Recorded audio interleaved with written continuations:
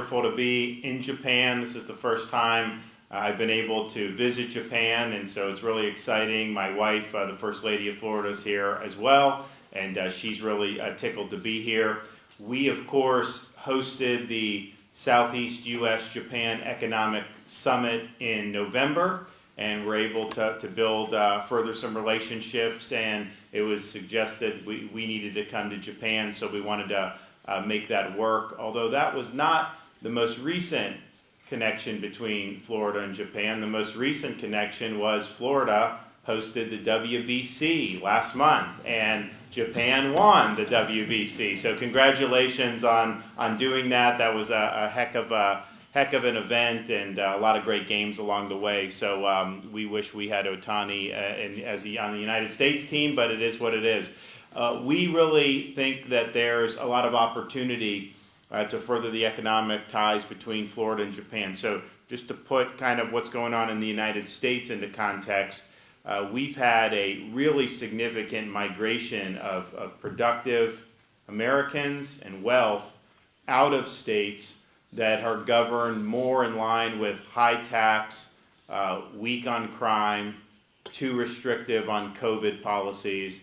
And over the last 4 or 5 years, you've seen those states really hemorrhage people. Even states that had always gained population, like California, have hemorrhaged productive people. And so Florida has been the #1 recipient of that migration. We're the fastest growing state in the United States. We are the #1 state for net in-migration every year since I've been governor. And if you look at the wealth that's moved in to Florida, just in the year after COVID, we had $24 billion worth of adjusted gross income move into our state. The next closest was Texas at about $6.5 billion. So there's really never been a time where more wealth has moved into a single state than what has happened in Florida over the last few years. And so that just means there's more opportunities. We have a lot of businesses that are expanding in Florida. Of course, we're known for tourism, and we are the #1 tourist state in the United States. We've got a lot of coastline, we've got a lot of great beach resorts, we've got theme parks, we have all that. But that is really just a small fraction of what's going on in the state of Florida right now. Because of this migration, that has brought more industries into Florida. So for example, compared to 10 years ago, the financial services have migrated to Florida in a pretty impressive number. Of course, commercial space has really exploded over the last 10 years. There's a lot of great opportunities there on Florida's Space Coast, but also with manufacturing in other parts of Florida. We've done very well to expand manufacturing in Florida. Part of the reason is we have a good business climate, but part of the reason is we've really stressed workforce development.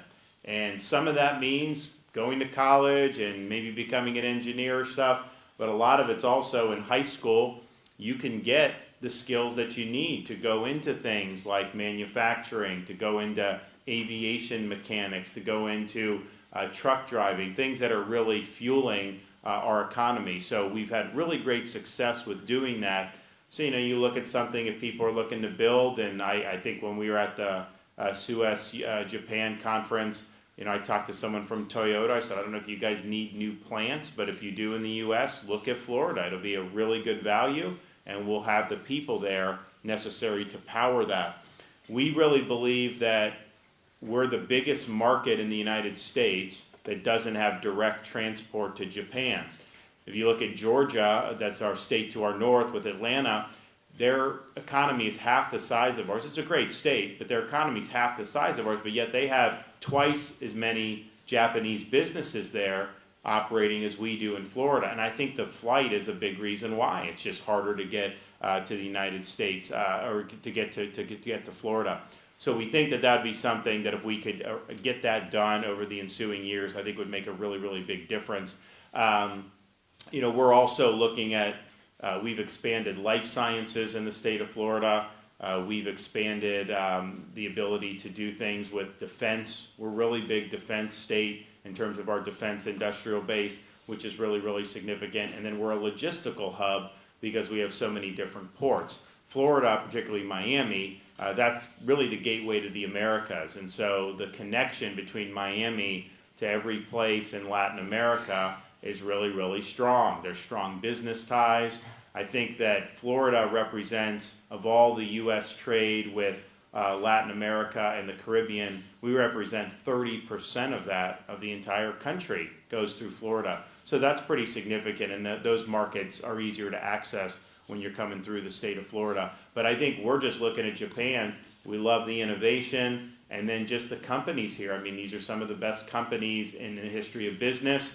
We know that they've done a lot of great work in Florida, but also many, many other states, and this is just a big value add when you're talking about being able to expand the footprint of Japanese companies in the state of Florida. And I know that Floridians really appreciate it. I mean, I know because I drive on the, when you're driving on the roads, like you'll see a lot of, Ford F-150s, but you'll also see a lot of Toyota pickup trucks. I mean, it's just very popular in Florida and in the United States. So we see that all the time.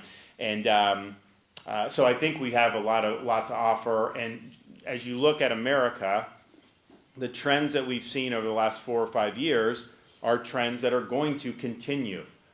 People have been voting very consistently with their feet. I have not seen some of the other areas that have lost population come to the realization that they need to change course in terms of the policies that they're pursuing. As governor of Florida, I watch elections around the country in the United States, because if they go one direction, I know more people are going to move to Florida in response to that. And we've seen that just most recently with Chicago and their mayor election. Chicago used to be one of the greatest cities in America. It's had huge problems, and there's really major need to go a different direction.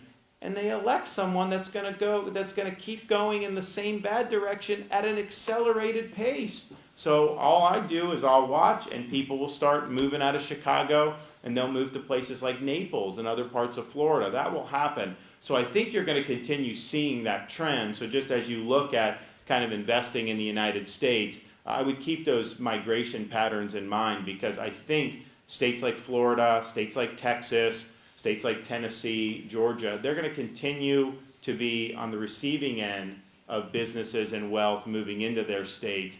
And I think the other states that have seen the population hemorrhage, unfortunately, I think they're probably going to see those trends continue, because I've not seen a movement necessary to course correct some of the policies that are really driving people out of there. So Florida is the present now.